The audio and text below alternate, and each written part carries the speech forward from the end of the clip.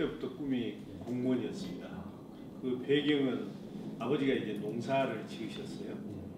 근데 이제 옛날에 벼베기를 한다, 모신기를 한다 하면 동네 사람들이 다 품앗이를 합니다.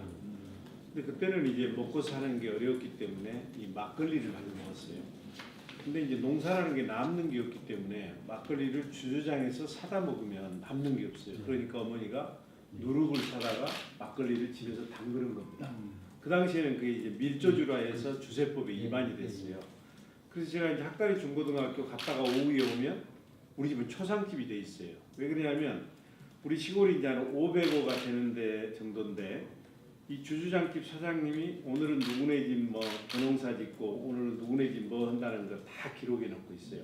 근데 오늘 용섭이네 집 저 벼베기 하기로 했는데 막걸리를 안 사가면 양반이 나주세무서에다 신고를 하는 거야.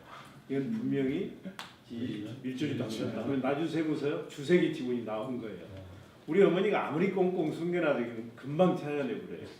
그럼 막걸리 값 조금 아끼려다가 집에 이제 이 벌가금이 이제 훨씬 더 나와버리니까 이제 어머니가 아버지가 완전히 이제 뭐 슬픔에 쌓여있죠. 이제 그걸 제가 보면서 왜 공직자들은 선하고 가슴 따뜻한 농부들을 이렇게 슬프게 하는 것일까? 그걸 어렸을 때 이제 그런 생각이 들면서 제가 이제 이런 꿈을 가졌어요. 근데 어느 날 이제 제가 계림서적이라는 게 있었어요. 저 계림동 파출소 옆에 거기를 갔는데 제 눈에 확 띄는 잡지가 있었어요. 그게 이제 고시계라는 잡지입니다. 그 고시계라는 잡지를 이렇게 열어보니까 이제 사시나 행정고시 합격한 사람들이 뒤에 합격기를 써놓은 거예요. 거기 보니까 이제 공부하는 방법이 다 나오고 책은 무슨 책을 읽고 그리고 이제 주제별로 다 정리를 해놨어요. 거기 이제 수많은 조선대학생들, 전남대학교 학생들이 들어다녔지만 고시계라는 잡지가 안 보인 거예요. 저는 이제 고시를 해야 되겠다는 꿈이 있었기 때문에 그 고시계 잡지가 보인 거거든요. 그래서 제가 이제 행정고시를 합격했기 때문에 이제 공무원이 될 수 있었고, 근데 그 행정고시를 합격할 수 있었던 첫 번째 계기가 계림서적에서 고시계라는 잡지를 만든 거였는데, 그건 제가 공무원이 되겠다는 꿈이 있었기 때문에 가능했다고 생각을 합니다. 1학년이 끝나고 나서 보니까 이렇게 해가지고는 우리 집의 가난을 단절시킬 수 없겠더라고요. 그러다 2학년 초에 이제 고시계라는 잡지를 보고 2학년 때부터 이제 절에 들어갔죠. 그때는 주로 수업이 많지 않았습니다. 막 데모하고 시국 이런 시국이 그래가지고 대학 4학년 때 이제 행정고시에 합격했는데 그때 이제 재학 중에 합격한 것은 전남대 전체로 처음이었어요. 그리고 이제 우리 상대로는 통틀어서 이제 시험 합격한 게 처음이었고요. 그렇게 해가지고 공직자의 길로 이제 들어서서 원래 제가 이제 세무서 직원 혼내려고 공무원이 됐잖아요. 근데 제 첫 번째 발령지가 여수세무서 조사과장이 됐어요. 그리고 나중에 세무서의 이제 총수가 국세청장이잖아요. 그래가지고 이제 국세청장이 됐으니까 인생이 이제 아이러니한 거죠. 그럼 재경직입니까? 그때는 이제 재경직보다 안 나아졌고요. 행정고시로 했는데 그때 이제 합격한 사람들이 가려고 했던 첫 번째 그 부서가 재무부였어요. 그때 재무부라고 했어요. 그 재무부가 후에 이제 재정경제부 그리고 지금은 기획재정부라고 하는데 그때는 이제 보통 한 5등 이내 했던 사람이 갔죠. 실은 공무원 생활할 때 고생을 참 많이 했어요. 이 호남 출신의 지방대 출신이라는 게 산업사회 때, 연고주의가 발달했던 산업사회 때 이중 핸디캡이었어요. 제가 이제 첫 번째 그 어려움을 느꼈던 때가 언제냐면 73년에 시험을 합격해가지고 74년에 이제 그 중앙공무원교육원에 연수를 이제 받으러 가야 되는데 그때 중앙공무원교육원이 청량리에 있었습니다. 그 청량리에 이제 서울 그때 한 3번째나 갔는지 모르겠는데 하숙을 얻어야 되잖아요. 하숙집에 이제 얻으려고 하숙집을 갔는데 하숙 주겠다고 그러더라고요. 그래서 마지막에 고향이 어디냐고 어디서 왔냐고 그래서 제가 전라도 광주에서 왔습니다. 그랬더니만 그래요. 좀 기다려 보십시오. 하더니만 큰 방으로 들어가더니만 나오면서 근데 어떡하지요? 우리 아저씨가 그러는데 이 방 나가버렸다는데 이러는 거예요. 그게 첫 번째 충격이었어요. 근데 그건 시작에 불과했고 제가 이제 재무부에 들어가니까 이제 학력들이 그렇게 짱짱한 거예요. 그래가지고 고생을 참 많이 했죠. 많이 했고 그리고 사무관 뭐 10년 이상 하다가 85년에 이제 석연 승리를 겨우 했죠. 그때 이제 청와대에서 한 사람이 재무부로 들어와야 돼요. 그래서 이제 재무부 장관이 두 사람을 추천을 했죠. 왜냐하면 그때는 청와대가 이 뭐 북한과 관련해 가지고 검증이 아주 셌습니다. 70년대 그런 뭐 사건이 있어가지고. 근데 이제 한 사람은 이제 뭐 문제가 있어가지고 이제 제가 이제 재무부 장관이 파견 발령을 저한테 냈죠. 그래가지고 청와대 가서 있었죠. 그러니까 물론 이제 전두환 대통령도 있다. 그러니까 5.18이 일어났던 1980년에는 재무부에서 사무관 하고 있었고, 그리고 이제 그로부터 5년이 지나가지고 서기관 승진해가지고는 밖으로 나가야 되는데 재무부 장관이 발령 내면 그거는 뭐 안 갈 수 없는 거니까 직업 공무원이니까. 그래서 청와대 이제 1년 6개월 갔다가 다시 재무부로 들어왔죠. 경제 후보자들이 지금 당시 뭘 했냐는 얘기하지 않습니까? 그럼 저희도 잘 모르는 부분이고 그때 이제 1, 2, 3부가 있었다는데 좀 설명을 좀 해주실까요? 그때 이제 청와대는 민정수석실하고 사정수석실이 있었습니다. 그 사정수석실은 이제 주로 이제 공직자들 담당하는 데고, 민정수석실은 뭐 시국 사건, 뭐 박종철 사건이다 뭐 이런 시국 사건을 담당하고 있는 데고요. 사정수석실은 이제 세 개로 나눠졌어요. 이게 일부는 이제 기획 업무를 하는데요. 이제 우리 2부는 공무원들의 청렴도 제고, 부정부패 방지, 공직자 윤리 제고를 위한 정책 만드는 데고, 이제 3부는 뭐냐면 이제 그러니까 우리 있는 데는 다 공무원들이 박여놓은 거예요, 저처럼.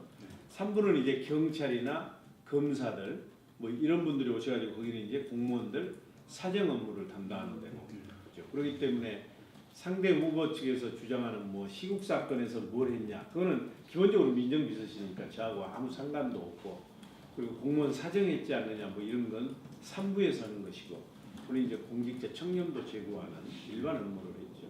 후보님께서 발표한 것 중에 규제 프리 경제 자유력 12조 일자리 유인 정책 그리고 이게 있는데, 이게 이제 구체적으로 재원 확보 방안이라든지 이걸 어떻게 실현하실 것인지. 근데 이 규제가 있으면 4차 산업혁명은 발전할 수가 없습니다. 근데 이제 경제 자유구역으로 지정되면 우선 규제가 해소가 되고요. 두 번째는 정부가 이제 각종 세제, 금융 다양한 지원을 합니다. 그래서 그거는 이제 애국인 투자를 유치하기 위한 거예요. 근데 이제 뭐 우리도 이제 강주에가 무슨 큰 재원이 있는 게 아니잖아요. 그러면 애국인 투자를 유치하려면 여기에 경제 자유구역이 지정이 돼야 되는데 그게 하나도 없어요. 그래서 이제 내가 이제 빅그린 산단, 그리고 도시 첨단 산단, 그리고 강주역, 그리고 이쪽에 군공항 이전, 이 네 개를 연결시켜 가지고 그걸 이제 경제 자유구역으로 지정해서 12조 원 규모의 뉴딜 정책을 펼치겠다 그랬는데, 꼭 이용섭이어만 하는 이유는 뭘까요? 우선 그 얼마나 강주에 대한 애정을 가지고 있고 강주를 발전시켜보고 싶은 열정이 강하면 3번씩이나 나오겠습니까? 그래서 저는 시민들께서 저의 진정성을 좀 이해해 주셨으면 좋겠고요. 그래도 저도 이제 많이 고민을 했죠. 근데 일자리위원회 부위원장 하는데 진짜 많은 분들이 저에게 전화도 하시고 문자도 보내고 어떤 분은 또 찾아오시기까지 했어요. 그래가지고 강주 경제가 너무 어렵다, 내려와서 경제 살리고 일자리도 만들고, 그리고 제가 일자리위원회 부위원장은 어떻게 하고요 이렇게 말씀드리면, 일자리위원회 부위원장은 대안이 많이 있지 않냐, 그렇지만 강주에는 대안이 없다 이런 말씀을 해주셨어요. 그런데다 또 이제 여론조사는 계속 압도적 1위로 가고, 그래서 제가 내린 결론은 그동안 저를 때로는 도닥거려 주시고 때로는 질책하면서 오늘의 저를 만들어준 강주 시민들의 은혜에 결초 보은하는 길은 시장에 나가서 제 개인의 편함을 위해서가 아니라 시장 나가서 강주 경제를 살리는 거다, 이렇게 해서 나오게 됐고요. 그러면 이용선만의 장점이 뭐냐? 저는 한마디로 얘기하면 도덕성, 두 번째는 능력, 세 번째는 리더십이 검증됐다는 점이라고 생각합니다. 너무 완벽하다 보니까 그런 것 좀 있는 것 같아. 그런 루머일 수도 있고 이런 주장이 있더라고. 좀 호남 사람들 좀 가서 요즘 게시도 좀 많이 챙기고 이랬어야 되는데 그런 거 유습다라고 하는 지적이 좀 있더라고요. 우선 호남 사람 안 챙긴다. 제가 그 기간마다 다니면서 얼마나 많은 호남 사람들이 불이익 안 받고 등용됐겠습니까? 두 가지 증거 사례가 있는데요. 제가 2003년 3월 달에 노무현 정부 초대 국세청장으로 발령을 받아갔어요. 원래 국세청장은 대통령과 운명을 같이 할 수 있는 사람, 비밀을 공유할 수 있는 사람들이 과거에는 갔습니다. 그러니까 뭐 군인 출신들이 간다든지. 근데 저는 노무현 대통령을 한 번도 뵌 적도 없고 그 당시에 민정수석이든 우리 대통령도 지금 문재인 대통령도 모르고 그때 자의정 우강제 할 때 안희정 이강제도 전혀 모르고 근데 저를 국세청장에 앉힌 거예요. 왜 저를 앉혔을까 이렇게 궁금해하다가 국세청을 혁신하는 기관으로 바꾸라는 뜻이구나 해서 제가 가자마자 이 박원순 지금 서울특별시장을 그때는 아름다운 가게 상임이사였습니다. 저하고 공동혁신위원장을 만들어서 접대비, 신명제, 현금, 영수증 제도 그때 아마 2003년 4년 떠들어보면 제가 청장밖에 아니었는데도 가장 그 언론을 많이 탔어요. 지금 김영란법 통과될 때보다도 그 접대비 신명제 때는 더 많은 비난이 있었습니다. 근데 그걸 제가 이겨내서 했거든요. 그러니까 제가 2003년 3월에 갔는데 5월에 이제 투서가 들어간 거예요. 계속 이용섭이 호남 사람만 챙긴다. 그래가지고 제가 이제 그때 민정수석 우리 지금 문재인 대통령 찾아가서 검증해달라. 그래 해가지고 물론 이게 편파적으로 하지 않았다. 그런 거 받아가지고 2년간 하면서 핵실을 했지만 그래도 그 사람 다른 나 지역에서 보면 제가 호남 사람을 챙기는 걸로 보인 거예요. 이제 경선에서는 반반이잖아요 지금. 권리당원하고 반반인데 이게 이제 100% 여론은 아니다 보니까 약간 이제 이게 이제 측정 기준이 좀 달라지는데 그 민심, 그러니까 시민 여론조사가 그대로 당심에도 반영될 걸로 보시는지 아니면 당심도 이제 흔들릴 수 있다고 보는 건지. 제가 실은 그 정치하면서 어려움을 겪은 게 계보가 없기 때문에 그렇습니다. 저는 특정 계보에 속하기보다는 제가 이 나이에 누구 밑으로 들어가겠습니까? 옳다고 생각, 개별 사안마다 옳다고 생각하는 주장을 저는 이제 찬성하다 보니까 이 계보가 없는 거예요. 어찌 보면 별로 사람은 없지만 이용석 계보예요. 그러니까 중앙당에서 챙겨주는 사람이 없죠. 근데 이번에 중앙당에서 그 탈당하고 복당한 사람은 근데 중앙당이 요청해서 복당하는 경우에는 감점을 안 주기로 당무에서 결정까지 했거든요. 그래서 저는 이제 그때 문재인 대표와 김종인 대표가 영입해서 제가 복당 기자회견할 때 두 분이 이렇게 배석까지 하고 문재인 대표가 환영 인사말씀까지 하고 그때 도종환 대변인이 성명까지 냈기 때문에 완전히 저는 제외된 거예요. 그리고 공천관리심사위원회에서도 이용섭은 감점 없다 올린 것을 최고위원회에서 이렇게 일방적으로 감점을 준 거거든요. 근데 하루 만에 바뀐 거예요. 이거는 납득하기 어려운 것이죠. 왜 그러냐면 저는 제가 스스로 탈당한 게 아니라 김한길 대표가 저를 강주시장에 출마하라고 권유하고 경선하겠다 해놓고 어느 날 갑자기 전략공천 해가지고 저를 사실상 내쫓은 거예요. 그런데 그 내쫓은데 기여한 후보에게 유리하게 저에게 10% 감점 주는 것은 매우 잘못된 결정인 것은 분명합니다. 그렇다면 제가 그것을 가지고 계속 문제를 따질 수가 있죠.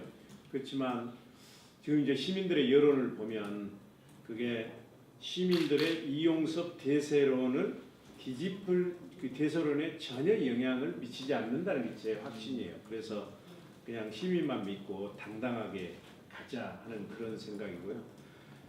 저는 이렇게 생각해요. 저에게 10% 감점 주는 것은 일제 강점기 동안에 사랑하는 조국을 구하기 위해서 대한민국을 구하기 위해서 만주로 떠났던 독립군들에게 해방되고 나서 왜 너 만주로 떠났냐 해가지고 감점 주는 거랑 똑같거든요.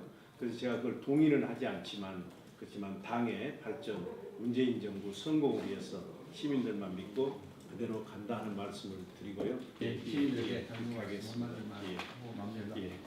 존경하는 강주 시민 여러분, 누가 강주시장이 되느냐에 따라서 강주의 역사가 바뀌고 시민의 운명이 달라집니다. 지방 분권 시대입니다. 이제 중앙정부가 결정하는 것이 아니고 새로운 시장이 시민들과 함께 강주의 미래를 결정해야 됩니다. 저는 준비된 시장 후보입니다. 그동안 제가 공직자로서 국회의원으로서 경제 전문가로서 쌓았던 경험과 지식을 쏟아서 강주를 4차 산업혁명 시대에 대한민국의 중심 도시로 우뚝 세우고 싶습니다. 저는 이번에 세 번째 도전입니다. 이제 마지막입니다.